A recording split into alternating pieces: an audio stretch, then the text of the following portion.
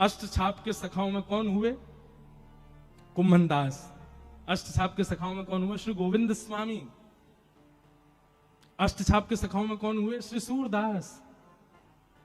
अष्टछाप के सखा श्री गोविंद दास जी की एक लीला आती है कि गोविंद दास, बहुत ध्यानपूर्वक सुनिएगा नहीं तो आपके मन में प्रश्न उठ सकते हैं। गोविंद दास जी एक दिन शौच के लिए गए। सोचो उनकी भक्ति स्थिति कितनी ऊंची है। गोविंद दास जी एक दिन सुबह सुबह शौच करने के लिए गए जंगल में, और शौच करने के लिए जब गए तो ठाकुर जी के मन में आ गया कि मुझे इसके संग खेलना है। और शौच करते हुए गोविंद दास जी बैठे हैं, शौच निवृत्त हो रहे हैं, और सोई ठाकुर जी वन में पहुंच गए और पीछे से फलन ने तोड़ तोड़ के गोविंद दास पे मार रहे हैं। अब गोविंद दास देखे कौन आया, पीछे देखो त्रिमंगल ठाकुर जी खड़े हैं। अब आप विचार कर सकते हो, हम इतने शुद्ध, इतने पवित्र, इतनी मर्यादाओं का पालन करते हैं, तब भी ठाकुर जी के सामने अपने घर की सेवा में जाते हैं, और यहाँ गोविंद दास के साथ में ठाकुर जी ये भी विचार नहीं करते कि वो शौच के लिए जा रहा है। और ये केवल गोविंद दास के साथ हुई घटना नहीं है। इसी कलिकाल में, इन्हीं 50 वर्ष के अंतराल में हमारे गोरखपुर में विराजमान हुए श्री राधा बाबा महाराज। नाम सुना राधा बाबा का? राधा बाबा महाराज की ऐसी अद्भुतता, वे अपने संपूर्ण जीवन काल में कभी वृंदावन नहीं आए,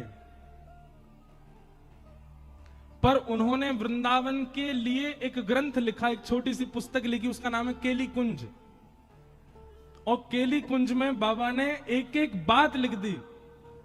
केसी घाट से बिहारी जी कितने दूर हैं, बिहारी जी से राधा वल्लभ जी की दूरी कितनी है, बीच में कैसे कैसे चौराहे आते हैं, कहां पर भगवान की गौचारण लीला हुई है, कहां पर अक्रूर घाट है, अटल वन कहां पर है, ये सब केली कुंज में महाराज जी ने लिखा है। उनसे किसी ने पूछा, बाबा आप कभी वृंदावन तो गए नहीं, तो वृंदावन को पूरा भाव कहां ते आगो? बोले मैं वृंदावन ना गया, वृंदावन मुंह में ही रह गए, मेरे चित्त में ही रह गए। तो किसी ने कहा, बाबा आप तन से भी एक बार वृंदावन जाओ। तो वे कहते, बोले अगर मैं तन से वृंदावन गयो तो फिर वापस कभी आ नहीं पाऊंगा, या हमारे मैं जाऊं ना हूं। ऐसे राधा बाबा महाराज गोरखपुर में विराजते थे। तो उनकी लीला में एक बात आती है कि वे सुबह सुबह जब शौच के लिए जाते थे, सुबह 4:30-5 बजे, एक माताजी, बूढ़ी माताजी उनके पीछा करती थी। और जब वे शौच के लिए दूर वन में बैठे होते तो वो माताजी एक झाड़ी के पीछे बैठ के बाबा को देखती थी। तो बाबा के किसी शिष्य परिकर ने ये देख लिया। उसने माताजी को पकड़ के कहा, बोले हे मैया सुनो, हम सब जानते हैं तुम सुबह सुबह जाती हो बाबा के पीछे, है शौच के समय तो कम से कम ये सब नहीं करना चाहिए आपको। संत महापुरुष हैं बेचारे, पूरे दिन दर्शन देते हैं, दुनिया भर के लोग दर्शन करने आते हैं, पूरे दिन दर्शन किया करो, आप सुबह सुबह क्यों जाती हो उनके पीछे? तो माताजी के नेत्र सजल हो गए। वो बोले मैं बाबा के पीछे नहीं जाती। तो बोले बाबा जब सुबह सुबह शौच के लिए जाते हैं ना, तब इनके पीछे नन्हों से, सांवरों सलोनों से एक बालक जावे, और वो बाबा के सामने ही बैठो रहे। वो पूरे दिन नहीं रहता, वो सुबह सुबह जब ये शौच के लिए जाते हैं तभी आता है। मैं तो उस बालक को देखने जाती हूँ। और बाबा जब शौच में बैठे होते हैं ना, तो इन दोनों की आपस में चर्चा चलती है, बड़े ठहाके मार मार के दोनों हंसते हैं। मैं तो वो देखने जाती हूं। मतलब आप विचार कर रहे हैं, भक्तों की वो स्थिति जिसको हम परम अपवित्र मानते हैं, उस स्थिति में भी भक्त चले जाते हैं, तो ठाकुर जी वहां भी आ रहे हैं उनके पास। तो ऐसी स्थितियों में ऐसे भक्तों के भाव देखने के लिए, उनका अनुकरण करने के लिए ठाकुर जी, यही कर्म है ठाकुर जी का। कौन भक्त कब कहां क्या कर रहा है, कौन से भाव से मुझको बज रहा है, किस भाव से मुझे अर्पण कर रहा है, वही भाव प्रिय है ठाकुर जी को। वही भाव देखने के लिए ठाकुर जी आते हैं।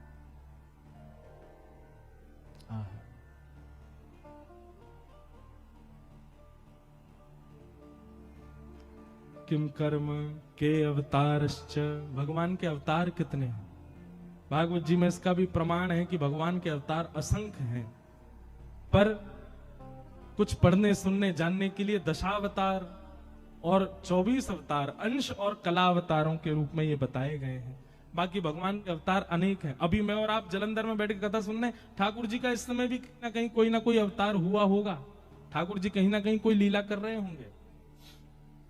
और धर्म कम शरणम गतः, अंतिम प्रश्न, भगवान के जाने के बाद धर्म किसकी शरण में गया? भैया देखो, जिसके लिए धर्म स्थापित किया भगवान ने, किसके लिए धर्म स्थापित किया? मेरे और आपके लिए किया। ठाकुर जी के जाने के बाद धर्म कहां गया? जिसके लिए धर्म स्थापित किया उसकी शरण में, मेरी और आपकी शरण में। धर्म कम शरणम गतः, ये धर्म हमारी शरण में है। हम धर्म का पालन करते हैं तब धर्म हम पर कृपा करता है। तो धर्म ही हम सब धर्म के शरणार्थी हैं। हम सबको धर्म का पालन करना है।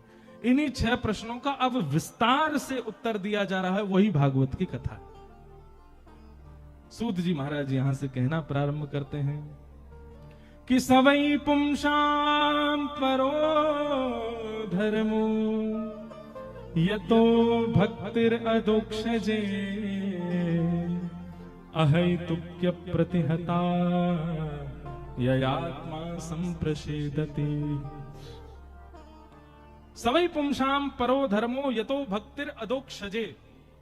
बहुत ध्यानपूर्वक सुनिएगा।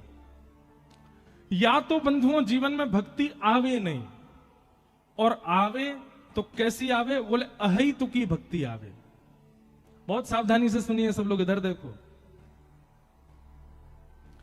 या तो भक्ति आनी नहीं चाहिए, और आवे तो कैसी आवे? अहैतुकी आवे। अहैतुकी किसे कहते हैं? चाहे कुछ हो जाए उस स्थिति से न विच्छिन्न होने वाली भक्ति को अहैतुकी भक्ति कहते हैं। आप लोग ये बात तो भूल ही जाइए कि आपके जीवन में यदि भक्ति आएगी तो कोई कष्ट नहीं आएगा, संकट नहीं आएगा, बल्कि मैं तो ये बात कह दूं तो सामान्य स्थिति से ज्यादा आएगा।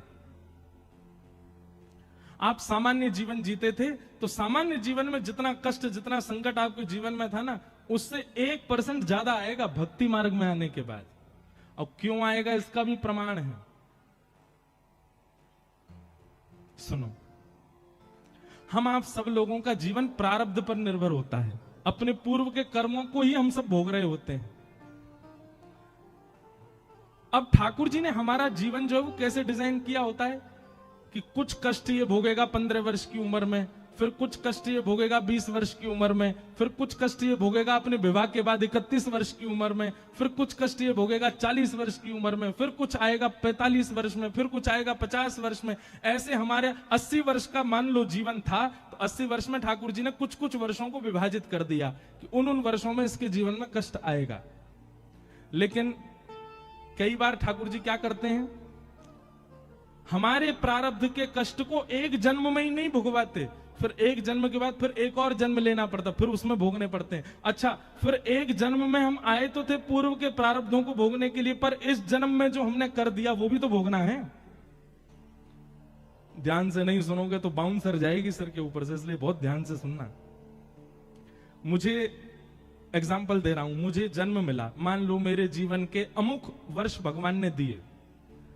उन अमुक वर्षों में मुझे अपने पुराना लेखा जोखा, जो मैंने कितने जन्मों में मैंने जो कुछ भी किया, वो मुझे इस जन्म में भोगना है। अब इस जन्म में मैं उनको तो भोग रहा था, पर इस जन्म के क्रियाकलाप मेरे अलग ही चल रहे थे। ठाकुर जी बोले पुराना मुड़े ही मार ले हमें, कैसे चले भैया। बोलो वृंदावन बिहारी लाल। सुनो, इसको यहीं धर जाओ, यहीं रख दो ऊपर ही। ये बंद होगा तो वो उठा लेंगे, तुम चालू रखना, ठीक है? ऐसे मत रखो यार, बहुत अजीब लगेगा। यूं रख दो बस, ये चल रहा है। बोलो वृंदावन। आवाज आ रही है? नहीं बढ़ा दियो भैया। आज स्वास्थ्य ठीक हुआ तो माइक खराब हो गया। क्या बता रहा था, मैं तो भूल ही गया। अरे बताओ, कोई तो बताओ, कहां था मैं? हाँ, प्रारब्ध।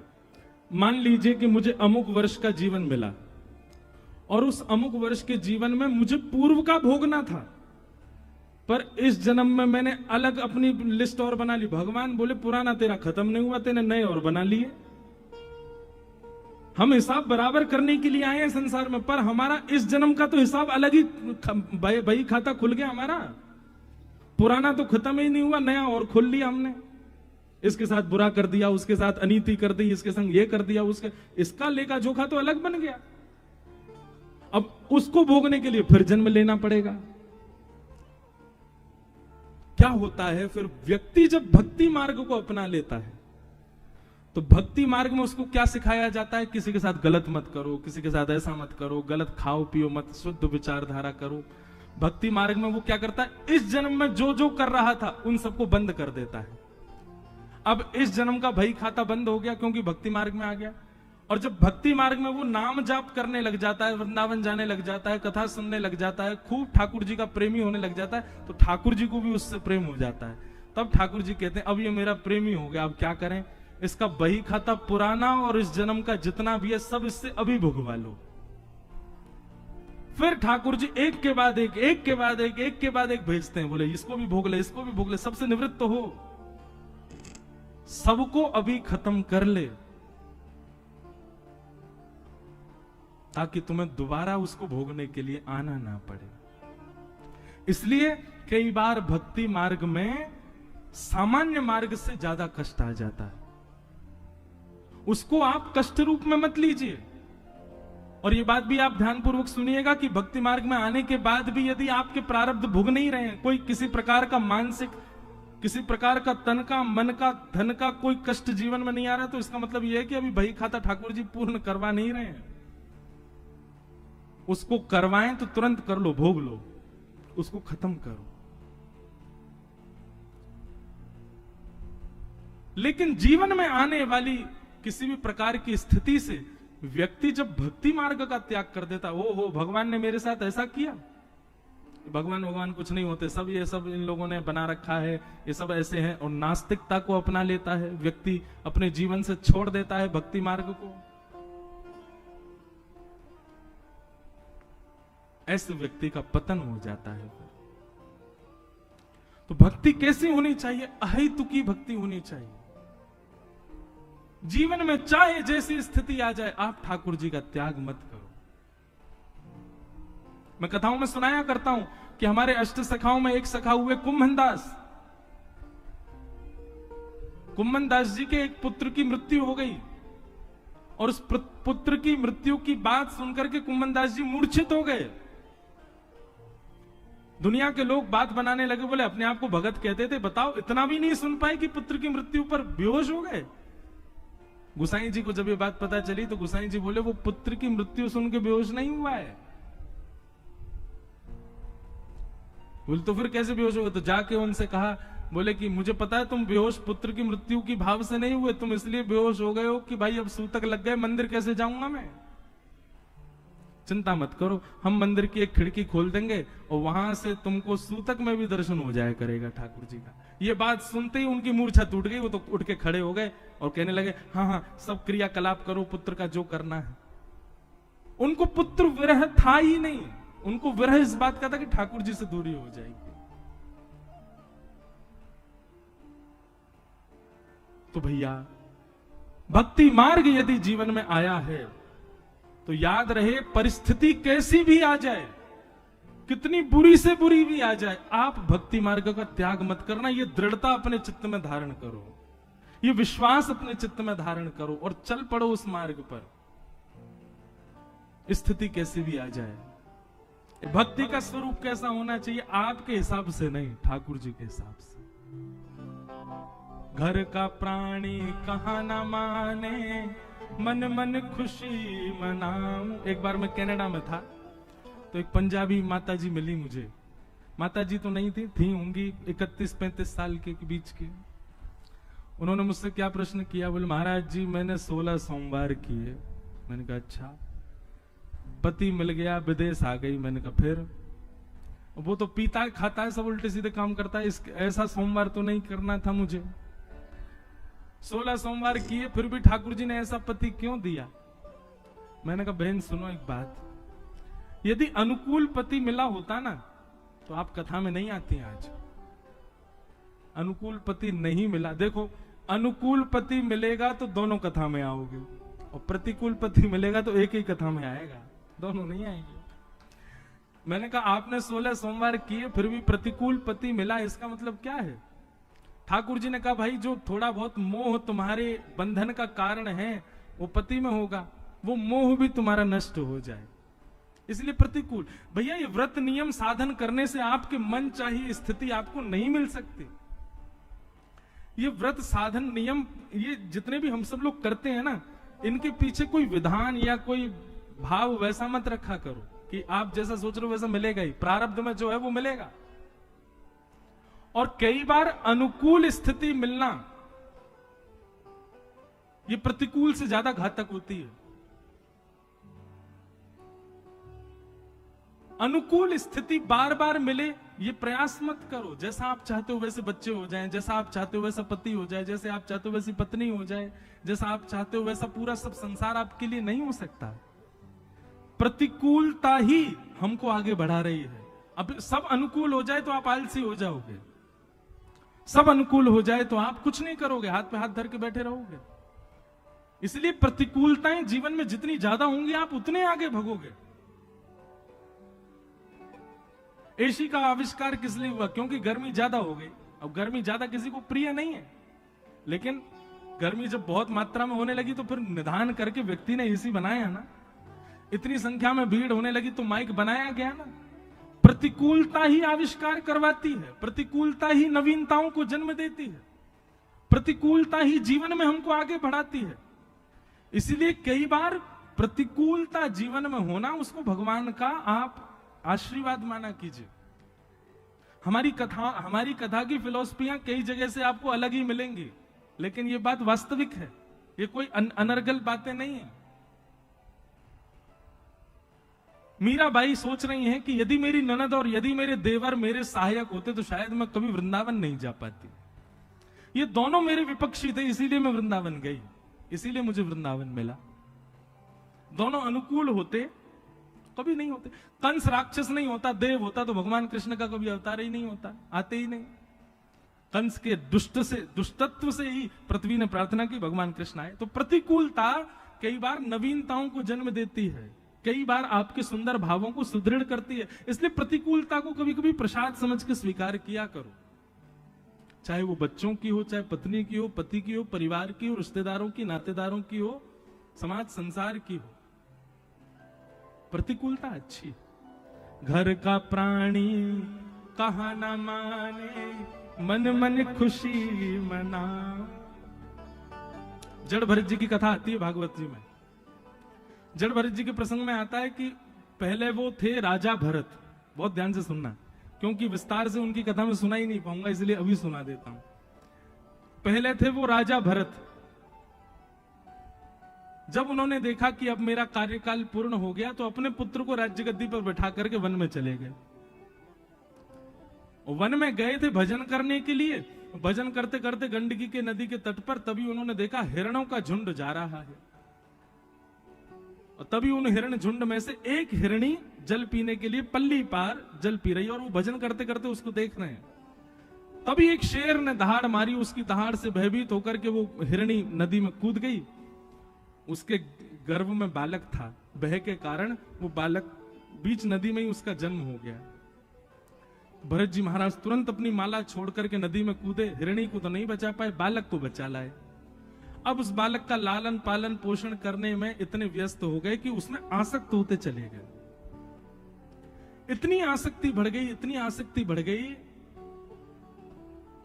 कि अब भजन कम हो गया, अब उस बालक का लालन पालन में ही लगे रहते हैं। सोचो आसक्ति कितनी खतरनाक होती है। अपनी पत्नी को छोड़ाए, अपने बच्चों को छोड़ाए, अपने राजपाट को छोड़ाए भरत जी। अरे इंसान में नहीं हुई, एक जानवर में हो गई। आसक्ति कितनी खतरनाक है। सब छोड़ चुके थे, पर जो जात का नहीं, जो हमारी बिरादरी का नहीं, अरे कहां तक कहें जो मानव भी नहीं है, उस हिरण में आसक्ति हो गई। और आसक्ति कैसी हुई कि अब तो बस यही है कि अंतिम श्वास चल रही थी, वृद्ध हो गए थे, वो हिरण को ही देखते रहे, हिरण के बालक को, उसको बारी ना जाने दें। अब जीव, ये जानवर को तो स्वतंत्रता प्रिय होती है। अब वो भरत जी से आंख बचा बचा करके बाहर निकले। भरत जी बेचारे लड़खड़ाते आमे, उसको फिर कुटिया में ले आमे। एक दिन भरत जी बिल्कुल ही जर्जर हो गए, चल फिर भी नहीं पाते थे। एक दिन उनका वो हिरण बालक और झुंड वहां छोड़ करके कुटिया और हिरण के झुंड में मिल गया, भाग गया वहां से। उसी के वियोग में कहां होगा, क्या कर रहा होगा, उसने कुछ खाया वो भी होगा कि नहीं, पता नहीं, उसका कोई ध्यान रखता होगा कि नहीं, बाहर इतनी सर्दी पड़ रही है, पता नहीं रात में ठंड तो नहीं लग जाएगी, मैं तो कंबल उड़ा देता था, पता नहीं क्या कर रहा होगा। उसी का चिंतन करते करते करते करते भरत जी के प्राण निकल गए। और परिणाम क्या हुआ, अगले जन्म में वही भरत जी ही हिरण बन के आए।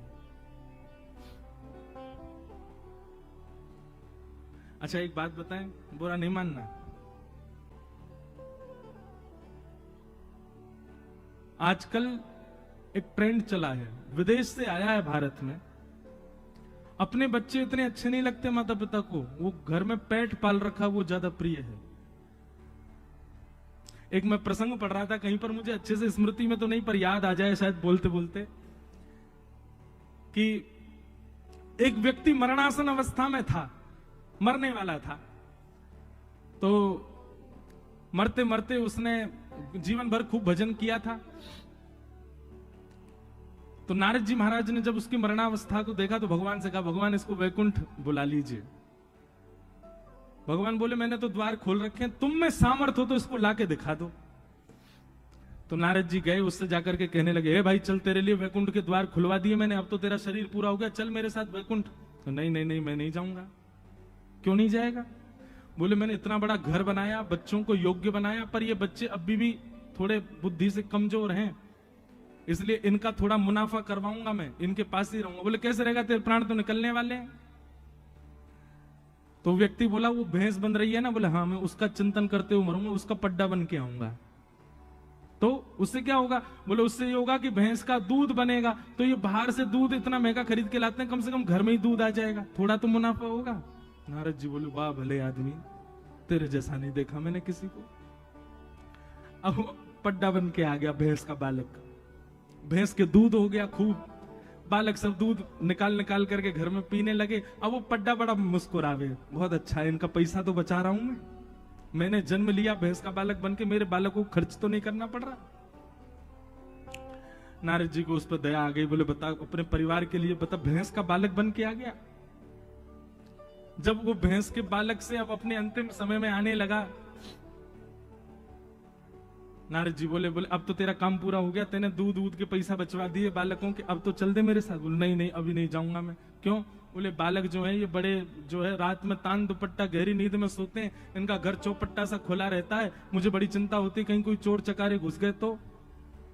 बोले, अब क्या सोच रहा? बोले, अब मैं कुत्ते का स्मरण करूंगा, अगले जन्म में कुत्ता बन के वफादारी करूंगा, इनके घर के बाहर ही घूमता रहूंगा।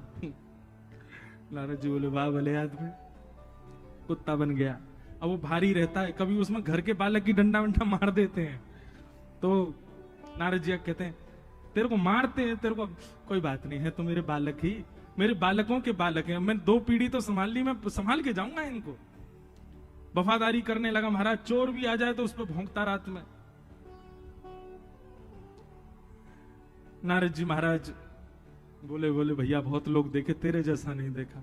जब कुत्ते के जीवन में भी उसका अंतिम समय आ गया तो नारद जी बोले, अब तो चल वैकुंठ, तेने 3 जन्म गवा दी। बोले, नहीं नहीं, ऐसे नहीं जाऊंगा। बोले, तो अब क्या करेगा? बोले, अब सर्प बन के आऊंगा। क्यों? मेरे बालकों ने बड़े शत्रु बना लिए, उनको जा जाके डसूंगा मैं, इनकी रक्षा करूंगा। सर्प बन के आ गया, वो घर के कोने में रहने लगा, और जैसे शत्रु आते थे कुछ करने के लिए तो वो आके उनकी रक्षा के लिए खड़ा हो जाता था, और महाराज उनके सामने।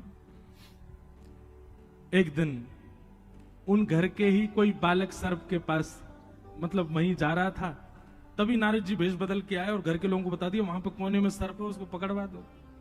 घर के लोग गए और उसी सर्प को पकड़ करके उसके मुंह काट दिया, उसका मृत्यु कर दी मार मूर के। फिर नारद जी उसको पकड़ के वैकुंठ में ले गए। बोले, अब तो तुझे आना ही पड़ेगा। वैकुंठ में जाकर के भी रोने लगा, मुझे बिल्कुल अच्छा नहीं लग रहा है, मेरा परिवार आपने छुड़वा दिया, अरे 3 पीढ़ियां मैंने संभाली थी और संभालता रहता।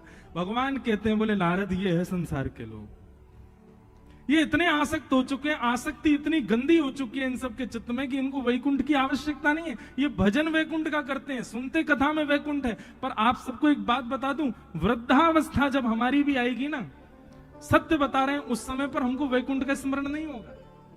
भागवत जी में कितनी बार प्रमाणित किया गया है कि भाई मृत्यु समीप आने पर भगवत स्मरण और भगवत सेवा का स्मरण, भगवत धाम का स्मरण बहुत कम लोगों को हो पाता है, सबको नहीं होता।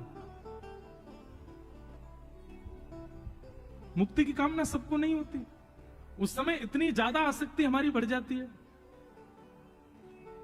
तो भैया आसक्ति तो हमारे चित्त में है, ये बात तो प्रमाणित है। हम आसक्ति का मतलब समझते हैं? एक तो होता है मोह, और मोह की ही चरम स्थिति होती है आसक्ति। आसक्ति कैसी होती है? मोह का मतलब तो होता है कि एक बार को वो व्यक्ति दूर हो जाए तो भी हम रोएंगे, थोड़े बहुत देर चीखेंगे चिल्लाएंगे, पर फिर भी रह लेंगे। आसक्ति कैसी होती है? वो व्यक्ति यदि दूर हो गया तो प्राणी निकल जाएंगे, ये आसक्ति है। आसक्ति हम सबके चित्त में है, पर ये आसक्ति संसार की वजह बिहारी जी से है जाए, ये आसक्ति राधा वल्लभ जी से है जाए, ये आसक्ति कथा से है जाए, ये आसक्ति वृंदावन से हो जाए। रस्सी तो हम सबके गले में है, पर वो खूंटा की जगह किसी गौशाला में बंध जाए, कहीं सुंदर स्थान पर हो जाए। आसक्ति तो है चित्त में, पर वो आसक्ति ठाकुर जी में क्यों नहीं हो रही है? उसी के लिए तो कथा है। तो भरत जी महाराज अपना राजपाट परिवार सब छोड़ के चले गए, पर आसक्ति कहां हो गई? एक हिरण के बालक में हिरण बन गए। और जब दूसरे जन्म में हिरण बने तो उनको याद था कि मैं पूर्व जन्म में भरत था। दूसरे जन्म में उन्होंने ब्राह्मण का स्मरण करते हुए अपने प्राणों का त्याग किया, तो तीसरे जन्म में वो फिर से एक ब्राह्मण कुल में जन्मे, मानव रूप में। और अब की बार वो जन्म से ही कैसे रहे? जड़ की भांति, बिल्कुल ऐसे रहते थे पागलों की तरह। उनके पिताजी ब्राह्मण थे, पिताजी ने उनको याद करवाया, गायत्री मंत्र याद करो।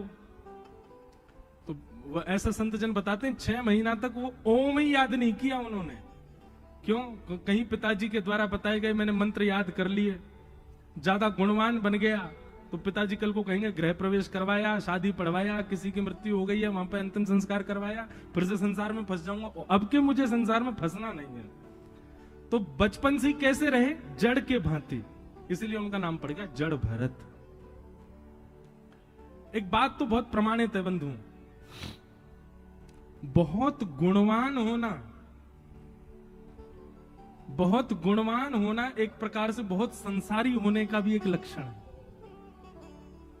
पर कैसे? बहुत गुणवान है किसके लिए? संसार के लिए। आपसे चाय बनानी बहुत अच्छी आती है तो लाख आदमी आ जाए घर पे, तू ही बना चाय तो तू ही बना के लाएगा, तेरे हाथ की से ही सिर दर्द दूर होता है मेरा। और तुम यहां बेचारे बुखार में पड़े हो, बेटा थोड़ा ही तो टाइम लगे, तू बनाया। आपने सब्जी बढ़िया बना दी तो पूरे घर में आपको ही ढूंढा जाएगा, कहां है सब्जी, बना जल्दी, कुछ बढ़िया सी बना दी हो, कि तेरे हाथ में स्वाद बहुत है। आप यदि किसी गुण में श्रेष्ठ हो और उससे आपने एक बार संसार को रिझा दिया, संसार पीछे ही पड़ा रहेगा कि भाई तू ही कर। लेकिन हमारे संत जन कहते हैं कि जब गुण से संसार रीझ करके बार बार आपको पकड़ता है, उसी गुण से कभी ठाकुर जी रीझ गए तो भी बार बार आपको ही पकड़ेंगे। अरे सूरदास जी को पकड़ के बैठा देते ठाकुर जी सामने, बोले पद सुनाओ। हितरवंश महाप्रभु को ठाकुर जी कह करके बोलते थे मुझे पद सुनाओ, मुझे सुनना है आपसे। हमसे क्यों नहीं कहते? क्योंकि हमने अपने गुण का प्रयोग संसार को रिझाने में लगा रखा है। एक बार प्रयास करके देखो ठाकुर जी की सेवा में, और बस उस सेवा में यह भाव रहे कि और कोई वाहवाही करे ही ना, बस यही वाह करें। गोविंद स्वामी जी के प्रसंग में आता है कि एक बार राग भैरव गा रहे थे सुबह सुबह, तभी किसी बादशाह ने आकर, कुमन दास जी के चरित्र में आता है कि एक बार राग भैरव गा रहे थे तो किसी बादशाह ने पीछे से सुन लिया और सुन करके कहा वाह वाह वाह वाह वाह वाह। कुमन दास जी बोले कौन वाह वाह कर रहा है? तो बोले एक महाराज बादशाह वाह वाह कर रहा है। कुमन दास जी ने उसी समय अपने राग मालिका ग्रंथ में, जो उनकी राग मालाओं की जो किताब थी, उसमें से भैरव राग का पन्ना फाड़ा और उसके टुकड़े करके उसको कुंड में फेंक दिया। बोले आज के बाद इस राग को कभी नहीं गाऊंगा। क्यों? क्योंकि जिस दुनिया के ब्रह्मांड के बादशाह की वाहवाही सुनने के लिए हम गा रहे थे, उसने तो की नहीं। एक कोई सड़क छाप चलता फिरता बादशाह वाहवाही कर रहा है इस पर। अरे तुम्हारी वाहवाही नहीं सुननी हमको, हमको तो उनकी वाहवाही सुननी है, उसके लिए गाते। परंतु राजा को इतना मोह हो गया कुम्मन दास जी के स्वर से, राजा ने तो अब तो दिन रात उसके मन में वही चलता रहे, क्या स्वर था, क्या आलाप था, क्या राग, जबकि उसके सामने पन्ना फाड़ा फिर भी राजा का मोह हो गया उस राग में। और बादशाह के लिए कौन सी बड़ी बात, गवैया को सामने प्रकट करना। बादशाह तो प्रलोभन देते हैं सोने की मोहरों का और गवैया दौड़े चले जाते हैं। बादशाह ने खूब प्रलोभन दिया लेकिन कुम्मन दास जी नहीं गए। लेकिन स्थिति हो गई कि आए दिन बादशाह के लोग लेने के लिए आते, कुम्मन दास जी बहुत परेशान हो गए। अब यहां परिवार के लोग कुम्मन दास जी से कहने लगे, अरे चले जाओ, कुछ मिल ही जाएगा, घर बार बढ़िया बन जाएगा तुम्हारा। पर भक्त की स्थिति कैसी होती है, कुम्मन दास जी से सीखो। कुम्मन दास जी एक दिन चले गए बादशाह के यहां, और बादशाह के यहां जाके बोले, कहिए बादशाह क्या सुनना है आपको। बोले वही वाला राग सुनाओ जो उस दिन आप सुबह सुबह गा रहे थे, राग भैरव। अब मैं और आप होते ना तो निश्चित है हम ऐसा गा करके आते या ऐसा कुछ करके आते कि बादशाह हम पे सब कुछ लुटा दे। पर ये भक्त कुम्मन दास है, भक्त का स्वरूप कैसा होता है। कुम्मन दास जी बोले, राग आपके मन का और पद मेरे मन का। बादशाह बोले, हाँ यही होने दो, सुनाओ। भैरव राग गाया, पर राग में गाया क्या, जाको मुख देखत दुख लागे, जाको मुख देखत दुख लागे, ताको करन पड़ी प्रणाम, ताको करन पड़ी प्रणाम, भगत को कहा सीख सो काम, भगत को कहा सीख। आज मेरे जीवन का सबसे काला दिन है। क्यों? बोले जिसका मुख मुझे एक आंख नहीं सुहाता, आज उसके सामने मुझे बैठ के गाना पड़ रहा है। भैरव सुनो राजा, तुमको केवल स्वर सुनना है, शब्दावली मेरी है। अब राजा अपनी लज्जा बचाए, बोले सब लोग सुन रहे हैं, ये गा क्या रहे हैं। आवत जात पन्हैया टूटी, आवत जात पन्हैया टूटी, बिसर गयो हरि नाम, बिसर गयो हरि नाम। कुंभन दास लाल गिरधर बिना, कुंभन दास लाल गिरधर बिना, कुंभन दास लाल गिरधर बिना,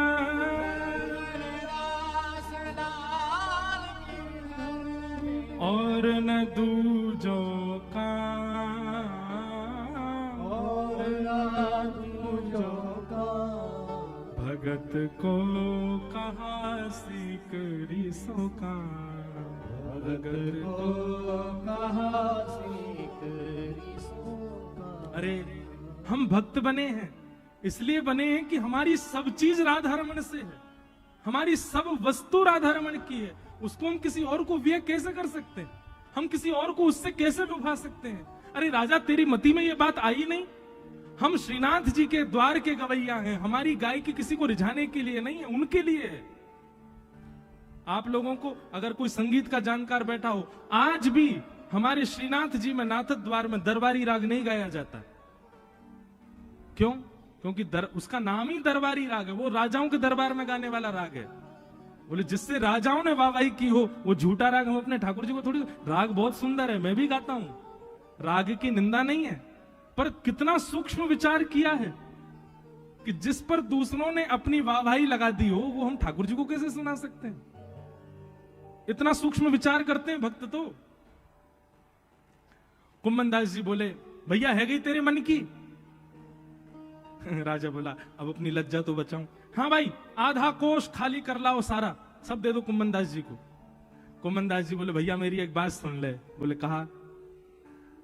बोले तेने अपने मन ते मेरो राग सुन लियो, अब दक्षिणा तो मेरे मन की दे दे।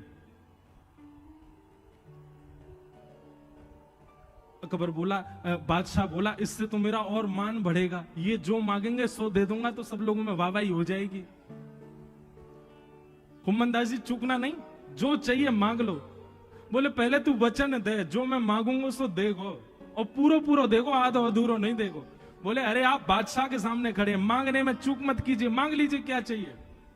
कुम्मन दास जी अपनी झोली फैला करके बोले बादशाह मुझको एक ही वरदान दे दे कि जब तक मेरे तन में प्राण है तब तक तेरो मोह मोह ना देखना पड़े, मेरे सामने कभी मत आइयो, मोकू अपना मुख मत दिखाइयो और तू मेरो मुख भी मत देखियो, बस यही दक्षिणा दे दे मोकू। मोकू तो कभी देखनो ना पड़े, ब्रजभाषा समझ में आवे ना, मोह तो कभी देखनो ना पड़े, ऐसा वरदान दे। हम मांग सकते हैं कभी? महाराज अभी फोन आ जाए आपके पास में, भारत के प्रधानमंत्री यशस्वी श्री नरेंद्र मोदी जी आपको याद कर रहे हैं, तुरंत भागोगे?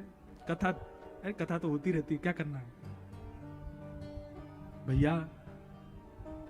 कई बार ना भक्ति मार्ग में भक्ति की परीक्षा लेने के लिए ठाकुर जी उसको उपलब्धियां दिखाते हैं कि ये मेरे मार्ग का त्याग करके उपलब्धि स्वीकार करना चाहता है कि नहीं।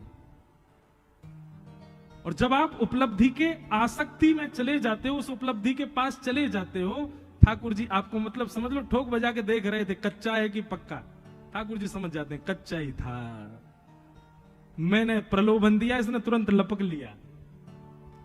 लेकिन भक्ति मार्ग में आने के बाद संसार के प्रलोभनों को भी आप ठुकरा दो, तब निकल के आती है भक्तिमती मीराबाई, जो राजकीय वस्त्रों का त्याग करती हैं, राजा के पूरी वेशभूषा का त्याग कर देती हैं,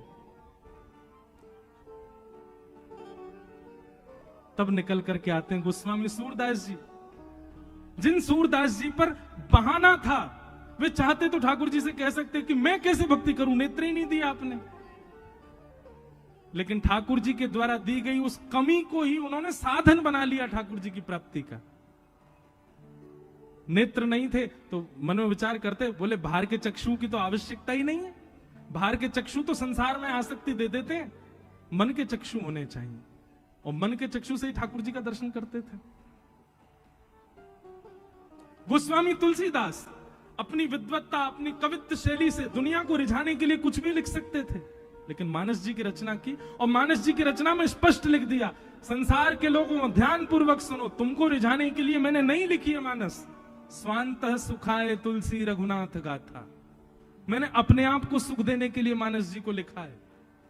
मैं अपने चित्त को राम जी का दास बनाना चाहता हूं, इसलिए मैंने मानस लिखी है। नाम ही है मानस, जो मन से प्रकट है और मन के लिए है, वही मानस। भैया जिसने त्याग नहीं किया ना भक्ति मार्ग में, वो काय बात को भक्त। जो सोचता है मैं सबके संग रहते हुए, सबको समेटते हुए, जैसे मैं पहला था वैसे ही व्यवस्थित रहते हुए मैं भक्ति मार्ग में आ जाऊं, कभी नहीं आ पाएगा। त्याग तो उसको करना पड़ेगा, अपने सुख का, अपनी समृद्धि का, अपने संबंधों का, अपने ऐशो आरामों का, अपने स्वरूप का त्याग तो उसको करना पड़ेगा। त्याग किए बिना भक्ति मार्ग में नहीं आ पाओगे आप। और आ भी गए ना तो आपकी भक्ति कहीं ना कहीं आपसे अपराध बनवाती रहेगी, इसलिए त्याग बहुत जरूरी है। पर भक्ति हो कैसी? भक्ति हो कैसी? अहितु की भक्ति। आज दृढ़ विश्वास कर लीजिए, दृढ़ संकल्पित हो जाइए, चाहे कुछ हो जाए जीवन में, चाहे कुछ हो जाए परिवार में, चाहे कुछ हो जाए मेरे साथ में, आपकी भक्ति कभी आपकी विच्छिन्न नहीं होनी चाहिए।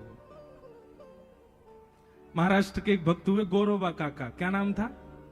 गौरवा काका। इतनी मधुर कथा उनकी।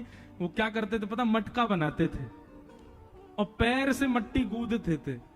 तो एक बार विठल विठल विठल विठल विठल विठल कहते कहते अपने पैर से मट्टी गूंद रहे थे, तो उनकी पत्नी जल भरने के लिए गई। 1 साल का बालक गुटमुन चलता था, उसको वहीं बैठा गई और गौरवा को काका को बोल गई, ध्यान रखना बालक है यहाँ पे। बोले हाँ हाँ ठीक है। विठल विठल विठल कीर्तन करते करते वो बालक चलता चलता मट्टी में से आवाज आ रही थी तो मट्टी की तरफ चला गया और अचानक से गौरवा काका के पैर के नीचे आ गया। गौरवा काका को पता नहीं चला, वो तो इतने उन्मत्त होकर के भजन कर रहे थे कि उनका बालक पैर के नीचे आ गया, वहीं उसके प्राण निकल गए और विठल विठल विठल कीर्तन कर रहे थे। पत्नी लौट करके आई तो देखा बालक है ही नहीं। पूरा घर ढूंढ लिया, नहीं मिला बालक। गौरव काका कीर्तन कर रहे थे, जैसे ही नीचे देखा तो रक्त निकल रहा था वहां पर। धक्का देकर के दूर पटक दिया गौरव काका को, मट्टी हटा के देखा तो बालक मर चुका था। पत्नी ने खूब सुनाई गौरव काका को, अरे काय का बिट्ठल बिट्ठल बसते हो, हमारा बालक छीन लिया हमसे। अरे ये संकीर्तन क्या देगा हमको, जिसने हमारा परिवार नष्ट कर दिया, उस संकीर्तन को तुम सर्वश्रेष्ठ मानते हो। अरे भगवान वो होता है, विधाता वो होता है जो परिवार को समृद्ध बनाए, वो कैसा भगवान जो परिवार को नष्ट कर दे। ऐसी स्थिति आई गौरव काका के जीवन में। गौरव काका बोले, देवी देख, अपराध तो हुआ, मुझसे हुआ, लेकिन तू कीर्तन को दोष मत दे, तू विट्ठल को दोष मत दे, मेरी गलती है, मेरा अपराध है, तू ठाकुर जी को दोष मत दे। छूना नहीं मुझको, मेरा स्पर्श किया तो मैं देख लेना, तुम दूर रहो मुझसे। कैसे भगत हो तुम भगवान के, हैं? भक्ति के नाम पर अपने बालक का वध कर दिया। गौरवा काका, कथा लंबी है, थोड़ी बड़ी है, गए और जाकर के उन्होंने अपने दोनों हाथ कटवा दिए, क्योंकि हाथों को उन्होंने सौगंध दी थी कि आज के बाद पत्नी का स्पर्श नहीं करना है। एक दिन रात्रि में सो रहे थे तो गलती से पत्नी का स्पर्श हुआ, तो दूसरे दिन बोले, तुम दोनों ने विट्ठल की कसम नहीं मानी। गए और किसी कसाई के यहां जाके दोनों हाथ आगे रख दिए, बोले काट दो इनको। इन्होंने विट्ठल की कसम तोड़ दी और बिना हाथ के ही गौरव काका घूमने लगे। फिर वर्णन आता है, एक दिन तुकाराम जी का कीर्तन चल रहा था। महाराष्ट्र के भक्तों की भी अद्भुत कथा है। तुकाराम जी का कीर्तन चल रहा था और उस कीर्तन की विलक्षणता कैसी थी, थोड़ा ध्यान से सुनना। कि तुकाराम जी कीर्तन कर रहे थे तो कीर्तन सुनते सुनते मंदिर में बैठे भगवान श्री पंडरीनाथ विट्ठल भगवान, रुक्मणी ऐसे खड़े हैं वहां पर, ठाकुर जी रुक्मणी जी से बोले रुक्मणी जी, मेरा बहुत मन कर रहा है कीर्तन में जाने का। देखो तुकाराम जी कितने भाव से कीर्तन कर रहे हैं, मेरा मन हो रहा है मैं भी चला जाऊं वहां पे। तो रुक्मणी मैया बोली, आप चले जाओगे, हजारों लाखों लोग बैठ के जो कीर्तन कर रहे हैं, वो सब कीर्तन छोड़ के सब आपको देखने लग जाएंगे। कीर्तन में विघ्न डालोगे आप जाके। भगवान बोले, मैं विघ्न नहीं डालूंगा, मैं रूप बदल के चला जाऊंगा, मैं छुप के चला जाऊंगा, मैं पीछे जाके खड़ा रहूंगा, पर मुझे जाने दो, मुझे बहुत मन कर रहा है जाने का। तो रुक्मणी जी ने आज्ञा की, जाओ। तो ठाकुर जी कीर्तन में चले गए, प्रत्यक्ष ठाकुर जी आ गए कीर्तन में, और पीछे खड़े होकर के और कमर पे हाथ धर के झूम झूम करके कीर्तन सुन रहे हैं श्री पंडरीनाथ भगवान। कीर्तन सुनते सुनते ऐसा भाव आया, पंडरीनाथ भगवान को भूल गए कि मुझे छुपना है। नाचते नाचते नाचते पूरी जनता के बीच में ही आ गए और घूम घूम करके श्री तुकाराम जी के कीर्तन में नाचने लगे। अरे वहां भक्तों की चरित्र में तो इतना तक लिखा है कि नाचते नाचते नाचते ठाकुर जी को पटका गिर गए, पीतांबरी उतरने लगी, ठाकुर जी अपने वस्त्र ढीले हो करके ठाकुर जी के वस्त्र गिरने लगे। तुकाराम जी कीर्तन, ऐसा नृत्य कौन करता होगा जैसा ठाकुर जी अपने कीर्तन में कर रहे। और उस दृश्य को जितने लोग देख रहे थे सबके नेत्र सजल। अब करताल तो बज रही थी, लेकिन ठाकुर जी का नृत्य देख करके ये उन्माद ताल बजाई सबने, ठाकुर जी का नृत्य हो रहा था। उस समय गौरव काका, आज तक कभी उनको लज्जा नहीं हुई कि मेरे हाथ नहीं है, पर अपने इतने इतने हाथों को ही हिला हिला करके आज रो रहे थे कि मेरे भी हाथ होते, ठाकुर जी के नृत्य में मैं भी ताल बजाता। नाचते नाचते नाचते पंडरीनाथ भगवान ने नेत्र खोले और गौरवा काका को ही देखा। बोले, इसकी बड़ी इच्छा मेरे नृत्य में ताल बजाने की। तुरंत गौरवा काका की भुजा निकल आई और गौरवा काका भी ताल बजाने लगे, पंडरीनाथ भगवान के साथ नृत्य करने लगे, आनंद करने लगे। महाराष्ट्र के भक्तों के आप चरित्र सुनोगे ना, आपके नेत्रों से आंसू नहीं रुकेंगे, ऐसे ऐसे भक्त हो। श्री गुरु नानक देव जी का भी श्री नामदेव जी से बहुत प्रेम था। नांदेड़ महाराष्ट्र में तो बहुत बड़ा स्थान भी है हमारे सिख समाज का। मेरी कथा है 2026 दिसंबर में। महाराष्ट्र के भक्त अद्भुत हो गए।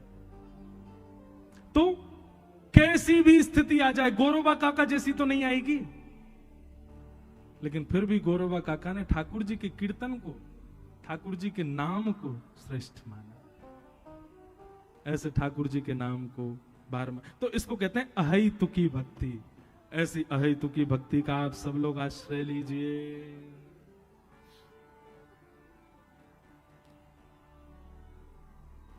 हमारा मन तो हो रहा है कथा हम कहते रहे, पर लोग बाग उठ के जाते हैं तो हमको लगता है बेचारों को घर जाके भोजन बनाना होगा, 9:30 बज गए। ऐसा कोई बात नहीं, तो फिर उठ के क्यों जाते हैं लोग? बोलो वृंदावन बिहारी लाल। तो अहेतुकी भक्ति, या तो भक्ति मार्ग में आइए नहीं, और यदि आप भक्ति मार्ग में आ गए हैं तो गांठ बांध लीजिएगा, चाहे जो हो जाए आपके साथ, आपके निज साथ भगवान कभी कुछ नहीं करेंगे, कभी कुछ नहीं होगा, सब आपके प्रारब्ध से होगा। पर यदि ठाकुर जी के मार्ग में आए हो तो निश्चित है कि वो जल्दी जल्दी होगा। तो उसके होने पर विचलित होकर के भक्ति मार्ग का आपको त्याग नहीं करना, नहीं तो अपराध हो जाएगा बहुत बड़ा। इसलिए विचलनता को देख करके कभी भगवत भक्ति मार्ग का त्याग मत करो। कि धर्म स्वनिष्ठितः पुंसां विश्वक्सेन कथा सूय नोत्पादये दधिरतिम श्रम एव हि केवलम। ये बहुत जरूरी जानने योग्य बात है, इसके बाद हम कथा विश्राम करेंगे, बहुत ध्यान से सुनना। यहां पर सूत जी महाराज कहते हैं,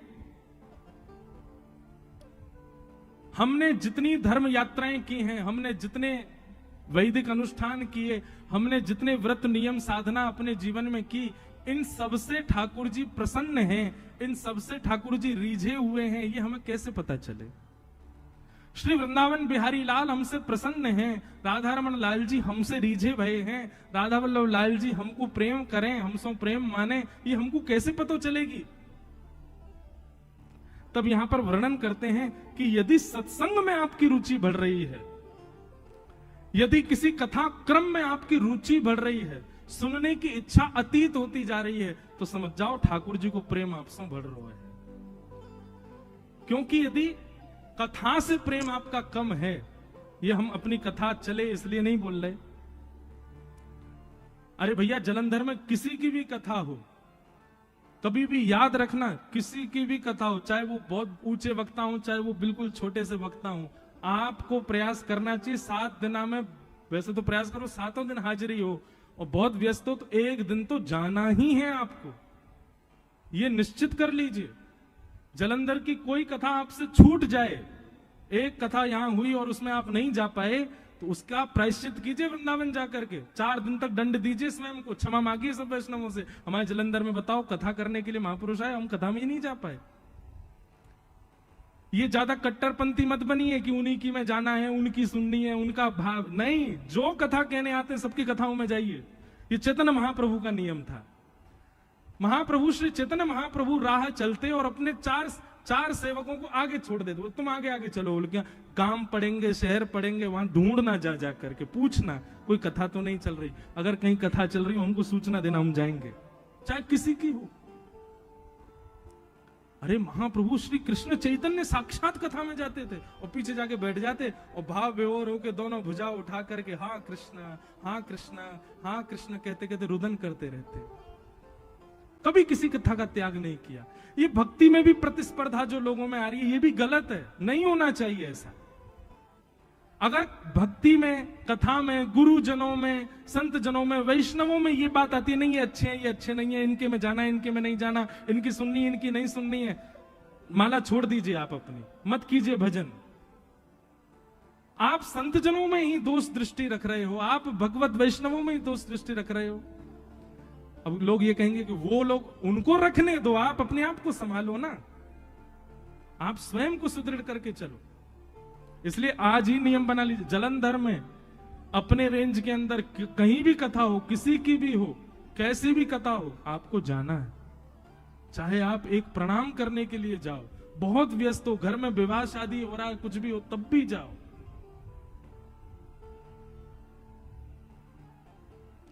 क्योंकि कथा में जो आपकी रुचि बढ़ती है ना, उसी से ही पैरामीटर पता चलता है कि ठाकुर जी की आपसे कितनी रुचि है। और ये बात हम नहीं कह रहे, सूत जी कह रहे हैं। धर्मस्वनिष्ठितः पुंसां विश्वक्सेन कथासु यः नोत्पादये दधिरतिम श्रम एव हि केवलम। यदि कथा में आपकी रति नहीं है तो आपके द्वारा किए गए धर्म अनुष्ठान व्रत नियम केवल और केवल फालतू की मेहनत है, ठाकुर जी आपसे प्रसन्न नहीं है।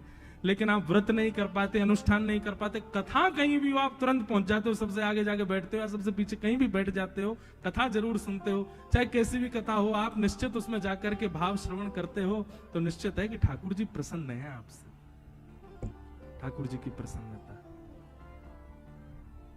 इस प्रकार का भाव बताते हुए यहाँ सूत जी महाराज अपनी वाणी को विराम देते हैं। एक पद हम गाते हैं। हे मारा गिरधर लाल थारो नचायो नाचू रे, मारा गिरधर लाल थारो नचायो। शब्द सुनिएगा, मारा गिरधर लाल थारो नचायो नाचू रे, मारा गिरधर लाल थारो नचायो नाचू रे, मारा नट राजा थारो नचायो नाचू रे, मारा नट राजा थारो नचायो नाचू रे, मारा गिरधर लाल थारो नचायो नाचू रे, मारा गिरधर लाल थारो नचायो नाचू। शब्द सुनो। थारे घर में रहूं निरंतर, थारी ही हाथ चलाऊं,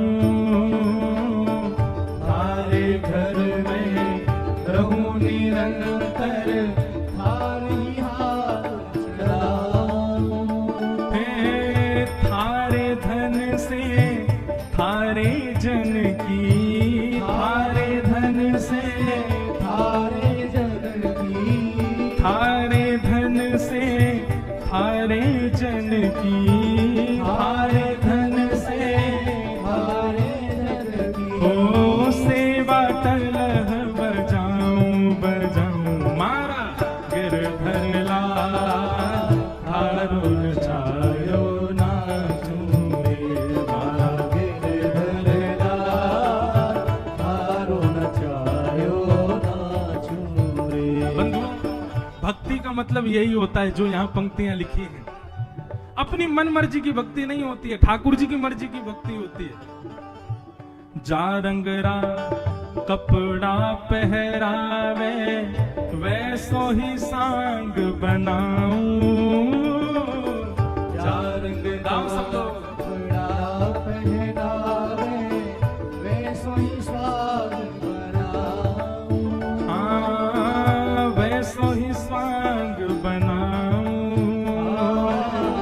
वैसो ही सांग बनाऊं, और हो जैसो बोल बुलावे मुख सो, जैसो बोल बुलावे मुख सो, जैसो बोल बुलावे मुख सो, जैसो बोल बुलावे मुख सो, मैं वैसी ही बात बनाऊं बनाऊं, मारा गिरधर लाल थारो नचायो नाचू रे, मारा गिरधर लाल थारो नचायो नाचू रे, मारा नट राजा थारो नचायो नाचू रे, मारा नट राजा थारो नचायो नाचू। बहुत अच्छी पंक्ति है।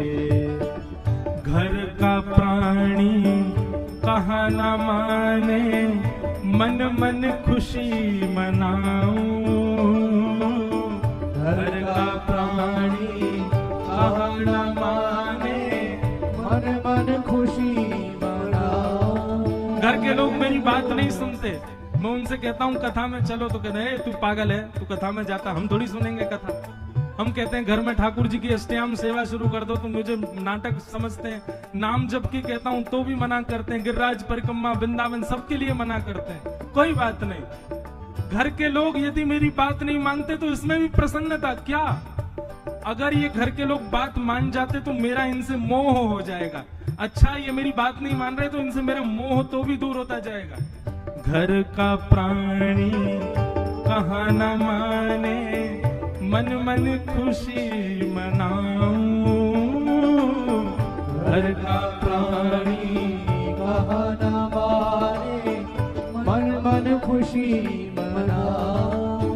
ओ थारे इस मंगल विधान में, थारे इस मंगल विधान में, थारे इस मंगल विधान में, थारे इस मंगल विधान में, मैं काहे टांग अड़ाऊं अड़ाऊं, मारा गिरधर लाल हारो नचायो नाचूं रे, मारा गिरधर लाल हारो नचायो नाचूं रे, मारा नटराजा हारो नचायो नाचूं रे, मारा राजा बोल गिरधर लाल प्यारे की, करताल बजा के रहो।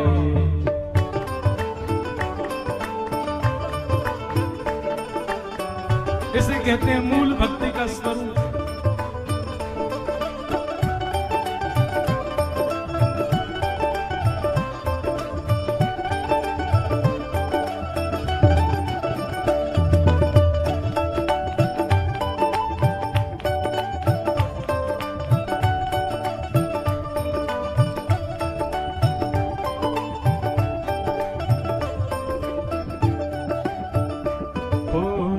कोस हजारों पकड़ ले जावे, मैं दौड़ दौड़ के जाऊं,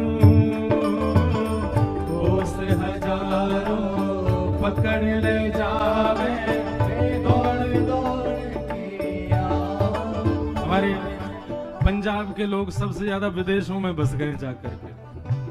कहीं चले जाओ, मैं अभी कनाडा गया, अमेरिका गया, ऑस्ट्रेलिया, सब जगह पंजाबी, हमारे पंजाब के लोग बैठे हैं। और पंजाब में कितने गांव तो ऐसे हैं कि हर गांव से एक बच्चा विदेश में ही है। भैया आप लोग ध्यान से सुनो, अपनी मन से मत जाओ, ठाकुर जी के आगे पर्ची डालो और ठाकुर जी के आगे पर्ची उठा के देखो, अगर ठाकुर जी की इच्छा हो तो जाओ, ठाकुर जी लेकर के जा रहे हो तो भागो, जैसे हमें लेके जावे वैसे ठाकुर जी सबको लेके जावे। कोस हजारों पकड़ ले जावे, दौड़ दौड़ में जाऊं, कोस हजारों पकड़ ले जावे, दौड़ दौड़ के आऊं। हाँ मैं दौड़ दौड़ के आऊं, मैं दौड़ दौड़ के आऊं। ओ मैं दौड़ दौड़ के आऊं, मैं दौड़ दौड़ के आऊं। और हे जो तू आसन मार बैठावे, जो तू आसन मार बिठावे, जो तू आसन मार बैठावे, जो तू आसन मार बिठावे, तो मैं मुख भी नाही हिलाऊं हिलाऊं, मारा गिरधर लाल हारो नचायो नाचूं रे, मारा गिरधर लाल हारो नचायो नाचूं रे। हे मारा नटराजा हारो नचायो नाचूं रे, मारा राजा हारो नचायो और नाचूं रे। ओ जो तू तन में रोग लगावे, जो तू तन में रोग लगावे, ओढ़ चादर सो जाऊं, जो तू तन में रोग लगावे, और चादर सो जाऊं। हाँ जो तू तन में रोग लगावे, ओढ़ चादर सो जाऊं, जो तू तन में रोग लगावे, और चादर सो जाऊं। हाँ मैं ओढ़ चादर